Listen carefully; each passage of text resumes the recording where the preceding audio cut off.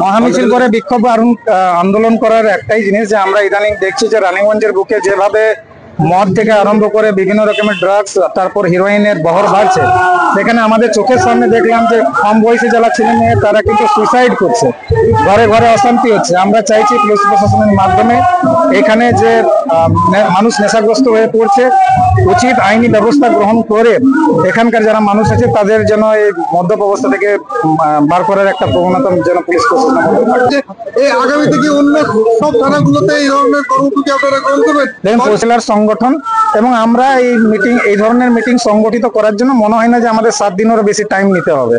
তো যতটা পাচ্ছি আমরা চেষ্টা করছি পুলিশ প্রশাসনের সঙ্গে হাতে হাত মিলিয়ে এই শহরকে নেশামুক্ত করার। পুলিশ প্রশাসন যদি এখানকার ভালো মতো না কাজ করে তাহলে উচ্চপদস্থ যারা পুলিশ প্রশাসনের কর্মচারী আছে তাদের কাছে আমরা যাব। অন্য সব এলাকাগুলোর জন্য কোনো পরিকল্পনা রেখেছেন? এই গান্ধীগঞ্জ অবশ্যই সালানপুরে এই ধরনের একটা জিনিস চলছিল, সেখানে আমরা থানা ঘেরাও করে পরে ওইখানে যে হিরোইন বেচা হতো অনেকজনকে পুলিশকে দিয়ে অ্যারেস্ট করিয়েছি।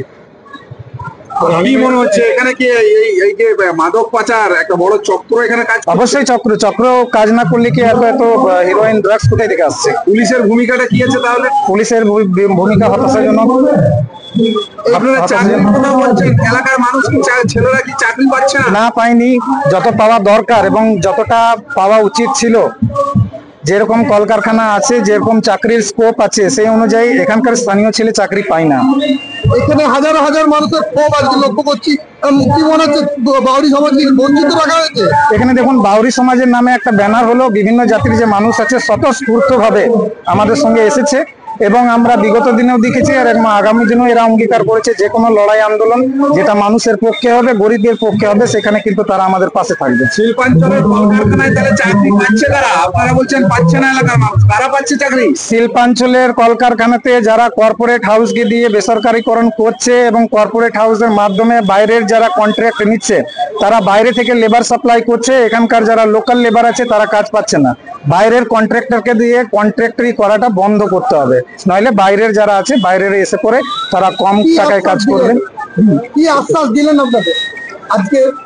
চেম্বার অফ কমার্সের সঙ্গে এখনো কথা হয়নি। চেম্বার অফ কমার্সের কাছে থানা থেকে আমাদেরকে আশ্বাস দিল, এটাই আমাদের যে দাবি ছিল যে মদমুক্ত সমাজ পরিবেশ গঠন করতে হবে। এবং আরেকটা দাবি ছিল আমাদের যে এখানে যারা SC ST মানুষ আছে তারা এই রানীগঞ্জ থানার যে পুলিশ প্রশাসন আছে তার প্রতি সন্তোষজনক ব্যবহার আশা করে, সন্তোষজনক ব্যবহার পাচ্ছে না বলে আজকে এত SC ST মানুষ কিন্তু এক জায়গায় হয়েছে।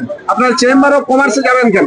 চেম্বার অফ কমার্সে যাব, স্থানীয় বাজার কিংবা স্থানীয় কলকারখানায় আমাদের লোকাল যে মানুষ আছে সেই লোকাল মানুষদেরকে ফার্স্ট প্রায়োরিটিতে কাজ দিতে হবে। সুমন্ত বাউরি, বাউরি সমাজের রাজ্য সভাপতি এবং জয়েন্ট অ্যাকশন কমিটির রাজ্য সভাপতি।